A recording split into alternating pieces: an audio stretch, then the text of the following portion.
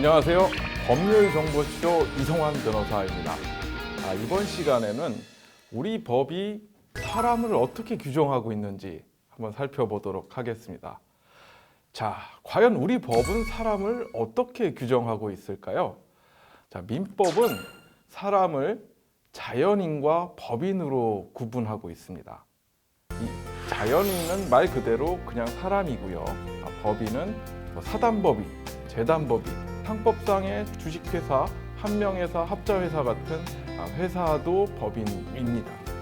우리 민법 제3조를 보면 사람은 생존하는 동안 권리 의무의 주체가 된다고 규정을 하고 있는데요. 자, 그럼 사람은 언제부터 사람일까요? 사람이 만들어지는 과정을 한번 보게 되면 난자와 정자가 수정하게 되고요. 그 수정란이 자궁에 착상한 뒤에 태아가 성장하고 진통과 분만 과정을 거쳐서 출산을 하게 됩니다. 그 다음에 부모님이 관할 관서에 출생 신고를 하게 되는데요. 자, 이 과정 어디서부터 사람으로 봐야 될지가 문제입니다. 우리 법은 완전히 출생한 뒤, 그러니까 엄마 뱃속에서 나왔을 때를 사람으로 보고 있습니다. 그렇기 때문에 태아는 사람이 아니게 되는 것이죠. 형법상에서는 태아를 죽였을 경우에 이것이 살인이냐 라는 문제가 되겠죠. 태아는 사람이 아니기 때문에 살인죄가 적용되지 않고요. 상속의 경우에 있어서도 태아는 사람이 아니기 때문에 바로 상속은 되지 않습니다.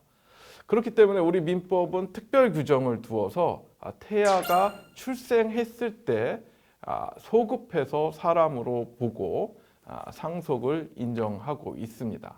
자, 그럼 반대 개념입니다. 사람은 언제까지 사람일까요? 우리 법에서는 사람의 심장이 멎었을 때, 그때 사람이 죽은 것으로 보고 심장이 뛰는 동안까지만 권리 의무의 주체가 되는, 즉 생존하는 사람으로 보고 있습니다. 다음, 아이가 커서 미성년자가 됐을 때 이 미성년자의 행위 능력 어디까지 볼 것인가가 문제가 되는데요. 예를 들어서 7살짜리 우리 아들이 겁도 없이 수백만 원의 드론을 구입했다라고 합시다. 이럴 때 부모로서 그 드론을 구입한 대금을 어떻게 해야 될 것인가? 우리 아이가 샀기 때문에 그대로 인정을 해줘야 되는 것인가? 라는 의문이 생길 것입니다. 이럴 경우에를 대비해서 우리 민법은 특별한 규정을 두고 있는데요. 이 미성년자의 법률 행위는 법정 대리, 즉 부모가 그 법률 행위를 취소할 수가 있습니다. 근데 이때 예외 조항이 있는데요. 이 무능력자, 미성년자죠. 한 중고등학교 정도 되는 학생이 마치 자신이 성인인 양 사술로서 그러니까 상인을 속이고 능력자로 믿게 한 경우에는 취소가 불가하다라는 규정도 있습니다. 자, 그럼 이런 사람들의 의사표시는 어떤 것들이 있고 어떻게 법으로 규정이 되고 있는지를 살펴보겠습니다. 의사표시는 자신의 의사를 타인에게 표시하는 행위를 말하는데요. 예를 들자면 매월 말일에 연 5%의 이자를 지급하겠다. 또는 500만 원의 물건을 구입하겠다. 당신에게 내가 1000만 원을 주겠다. 이런 것들이 의사표시가 되겠습니다. 자, 그런데 만일 진정한 의사가 아닌 거짓의 의사를 표시하는 경우에 그때의 법률 효과는 어떻게 되는지 한번 살펴볼까요? 예를 들어서 고용주가 형식상 사직서를 쓰라. 하지만 내가 당신을 자르지 않겠다. 이런 얘기를 해서 사직의 의사가 없음에도 사직서를 쓰는 경우가 있겠죠. 또는 농담처럼 내가 10억을 주겠다. 이렇게 말하는 경우가 있을 수 있는데요. 자, 이런 경우 원칙적으로는 그 의사 표시대로 효과가 발생을 합니다. 다시 말해서 사직서를 냈다면 사직을 해야 되는 것이고 1,000만 원을 주겠다고 하면 1,000만 원을 줘야 하는 거죠. 하지만 우리 법은 예외 조항을 두어서 다만 상대방이 표의자의 진이 아님을 알았거나 알 수 있었을 경우에는 무효로 하는 조항을 두고 있습니다. 서로가 거짓인 것을 알았을 경우에는 그 말한 대로 효과가 발생하는 것은 아니라는 얘기죠. 그다음에 서로 통정해서, 그러니까 서로 짜고 허위로 의사표시를 하는 경우가 있는데요. 예를 들어서 강제 집행을 면탈하기 위해서 허위로 소유권 이전 등기를 하는 경우가 있겠죠. 이런 경우는 허위 표시로서 무효가 됩니다. 그다음에 착오라는 규정도 있는데요.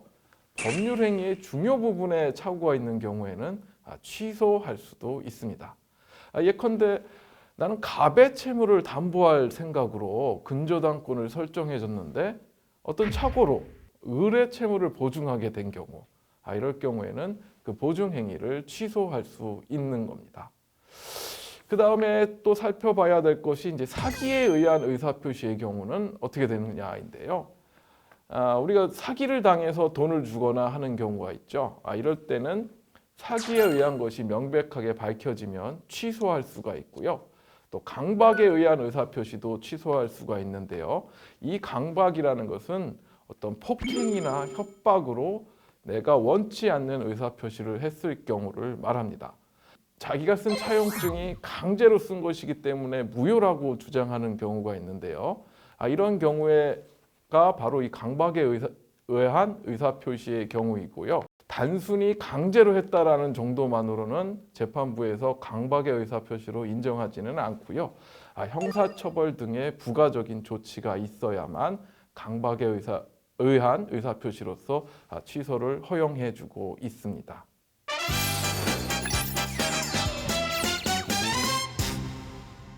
이번 주제의 키포인트는 사람의 의사표시는 법적 구속력이 생긴다입니다.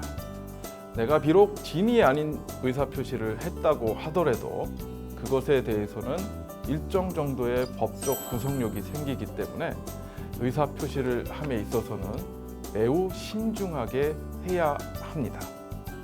지금까지 법률정보쇼 이성환 변호사였습니다. 감사합니다.